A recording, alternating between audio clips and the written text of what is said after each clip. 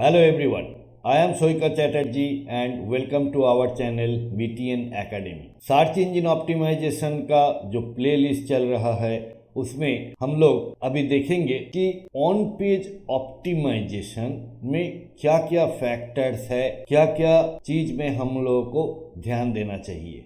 I admit कि last कुछ दिनों से आपको वीडियो नहीं मिल रहा है due to some personal reasons, health issues and all. Video करना थोड़ा सा डिफ़िकल्ट हो गया था, लेकिन आपको फिर से वीकली 2 वीडियोस मिलते रहेंगे on Monday and Wednesday.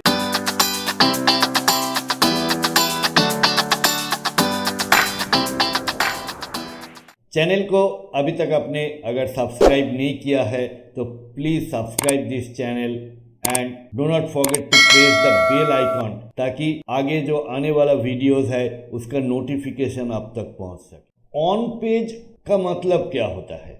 On page मतलब पेज का ऊपर, दैट मीन्स आपका वेबसाइट का ऊपर जो भी आप कर रहा है वही ऑन पेज हो रहा है। तो ऑन पेज ऑप्टिमाइजेशन में हम लोग जो भी कुछ करेंगे वो अपना वेबसाइट के ऊपर करेंगे। वेबसाइट को ऐसे ट्विक करेंगे, डिफरेंट वेज में उसको प्रॉपरली बिल्ड करेंगे ताकि वो सर्च इंजन फ्रेंडली हो, सर्च इंजन उसको प्रॉपरली समझ सके एंड उसको रैंक मिले। हमें क्या क्या चीज़ों में ध्यान देना है वो है content, HTML code and structure of the website. तो चलिए देखते हैं what are the key factor. First होता है टाइटल टैग। टाइटल टैग एक ऐसा इम्पोर्टेंट फैक्टर है जहां पे आपको पहले ध्यान देना पड़ेगा। टाइटल टैग में आपका मेन कीवर्ड रहेगा और टाइटल टैग आपका टोटल पेज का, जितना भी बड़ा पेज हो उसका मेन की पॉइंट्स दिखाएगा। टाइटल टैग का लेंथ क्या होगा, कैसे हम ऑप्टिमाइज करेंगे, इसके लिए हम लोग और एक एपिसोड में डिस्कस करेंगे and with hands on this देखेंगे कि कैसे टाइटल टैग को हम ऑप्टिमाइज कर सकते हैं। नेक्स्ट आता है मेटा डिस्क्रिप्शन। मेटा डिस्क्रिप्शन एक ऐसा पार्ट है कोई भी वेब पेज का जो कि नॉर्मली पेज में विजिबल नहीं होता है, लेकिन सर्च इंजन रिजल्ट पेज में हम लोग सिर्फ देख पाते हैं ये टाइटल टैग और ये मेटा डिस्क्रिप्शन। तो Meta description is equally important title tag के साथ। यहाँ पे हम लोग क्या करते हैं, जो हमारा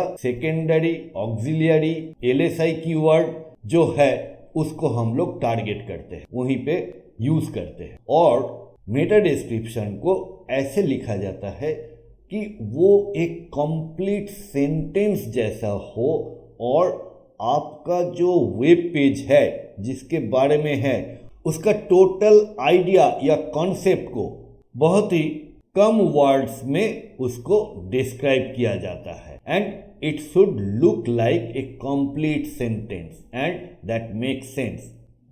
यहाँ पे ऐसा नहीं है कि कुछ डिस्क्रीट वर्ड्स हमने यूज कर दिया और हम कीवर्ड को उसमें डाल दिया।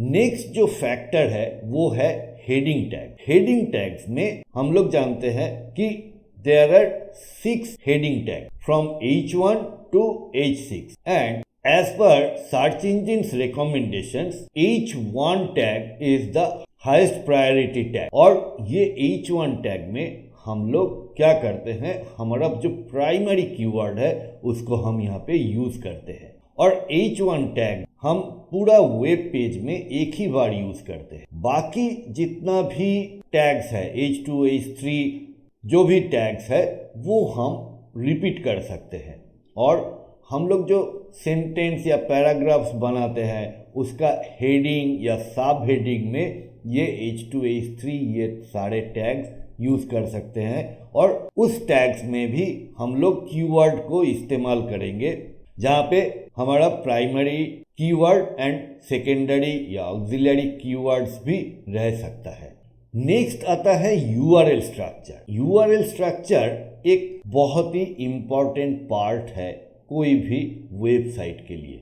सपोज हमारा एक डोमेन है xyz.com। नाउ उसके अंदर एक पेज है ऑन पेज ऑप्टिमाइजेशन।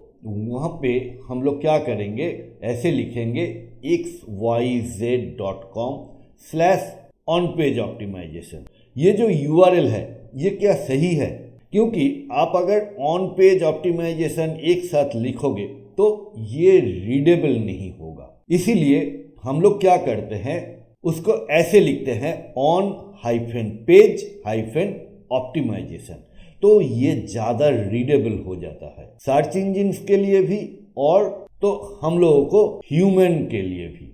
वैसा प्रॉपरली रीडेबल URL स्ट्रक्चर बनाना पड़ता है और URL स्ट्रक्चर में कोई भी क्वेश्चन मार्क या जो हम लोग पैरामीटर्स यूज़ करते हैं वो ना हो तो ही अच्छा है, क्योंकि URL पैरामीटर का जो URLs होता है वो इंडेक्सिंग प्रॉपरली नहीं होता है और इस URL में अगर आपका कीवर्ड भी रहता है तो ये आपको हेल्प करता है रैंकिंग के लिए।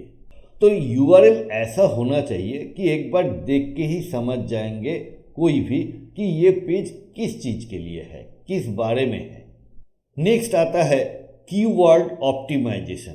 हम लोग जब कंटेंट लिखते हैं वेब पेज के अंदर तो हम लोगों को ध्यान देना चाहिए कि कंटेंट में कीवर्ड प्रॉपरली यूटिलाइज हो रहा है कि नहीं। जैसे कीवर्ड डेंसिटी, कीवर्ड प्रॉक्सिमिटी, ये सारे चीज़ों को हमको ध्यान में रखना पड़ता है। जैसे कोई भी पेज में हम लोग अपना कीवर्ड 3 to 4% से ज़्यादा यूज़ नहीं कर सकते हैं। अगर हमने ज़्यादा कीवर्ड एक साथ डाल दिया तो गूगल या कोई भी सर्च इंजिन कीवर्ड स्टफिंग के लिए उसको फ्लैग कर सकते हैं और आपका रैंकिंग डाउन हो सकता है।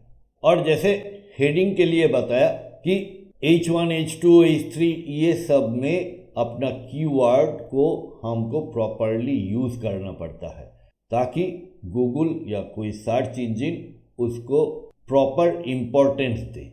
Next comes content optimisation. Content optimisation में हम लोग क्या करते हैं कि जो भी कंटेंट हम लोग लिखते हैं वो कंटेंट ओरिजिनल होना चाहिए। कहीं से कॉपी किया हुआ कंटेंट हम लोग कभी यूज़ नहीं करेंगे और कॉपी कंटेंट यूज़ करने से हम लोग प्लाजियरिज्म का शिकार हो सकता है। तो content should be original, well research and in depth. जिसके बारे में बोला जा रहा है उसमें अगर डिटेल में बुलेटेड पॉइंट में हम लोग कंटेंट लिखेंगे तो वो कंटेंट रैंक होने का चांसेस ज़्यादा होता है। कंटेंट का रीडेबिलिटी अच्छा होना चाहिए। ऐसा कोई कंटेंट हम लोग यूज़ नहीं करेंगे जहाँ पे बहुत स्मॉल टेक्स्ट रहे जो कि रीडेबल ना हो, या सेम बैकग्राउंड का ऊपर सेम कलर में अगर कुछ कंटेंट रहता है वो भी हम लोग यूज़ करेंगे नहीं। नेक्स्ट एक इम्पॉर्टेंट फैक्टर है इमेजेस। इमेजेस के लिए हम लोग जो इमेज यूज़ करेंगे वो प्रॉपर फॉर्मेट में यूज़ करेंगे और प्रॉपर साइज में यूज़ करेंगे। सपोज कोई एक बड़ा सा इमेज है, हम लोग उसको छोटा करके दिखा रहा है, लेकिन उससे वेब पेज लोड होने का टाइम ज़्यादा हो रहा है क्योंकि जो बिगर इमेजेस है उसका इमेज साइज भी बड़ा होता है। फिर इमेज का नेम एक इम्पॉर्टेंट फैक्टर। इमेज का नेम अगर img1, img2 या image3 ऐसा करके देते हैं तो वो सर्च इंजन में इंडेक्स होता नहीं है या वो सर्चेबल नहीं होता है। इसीलिए जो चीज़ का इमेज है वो प्रॉपरली उसका प्रॉपर नेम से इमेज होना चाहिए। हम लोग इस इमेज नेम में अपना कीवर्ड यूज़ कर सकते हैं और ये इमेज हम लोग जब वेबसाइट में डालेंगे तो इमेज का फाइल साइज के तरफ हमारा ध्यान देना चाहिए ताकि ये लोड होने में या पेज लोडिंग टाइम में बहुत ज़्यादा टाइम ना ले ले। Next topic comes internal linking. हमारा वेबसाइट में काफ़ी सारा पेजेस है, लेकिन ये पेजेस के अंदर जो रिलेटेड पेजेस है उसको प्रॉपरली इंटरलिंक्ड होना चाहिए, क्योंकि ये सारे पेजेस एक ही वेबसाइट के अंदर है, so they must be somewhere related and with proper anchor text हम लोग वो इंटरनल लिंक को यूज करेंगे।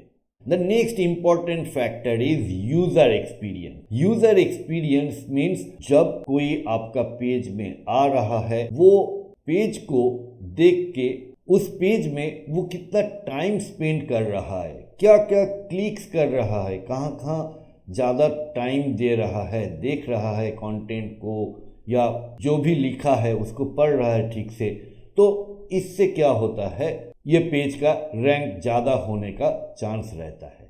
तो ये सारा फैक्टर्स हमने डिस्कस किया ऑन पेज ऑप्टिमाइजेशन का, और ऑन पेज ऑप्टिमाइजेशन का ये जो पॉइंट हमने डिस्कस किया वो हम लोग एक एक करके डिफरेंट एपिसोड में हैंड्स ऑन देखेंगे, और इसीलिए आप लोगों को हमारे साथ जुड़े रहना बहुत ही इम्पोर्टेंट है। So if you have not subscribed this channel yet, please subscribe this channel, और इस वीडियो से अगर आपने कुछ नया सीखा है तो एक लाइक ज़रूर कीजिएगा, जो कि हमको मोटिवेट करेगा और भी वीडियो बनाने के लिए। इस एपिसोड में इतना ही, मिलते हैं नेक्स्ट एपिसोड में। Thanks for watching.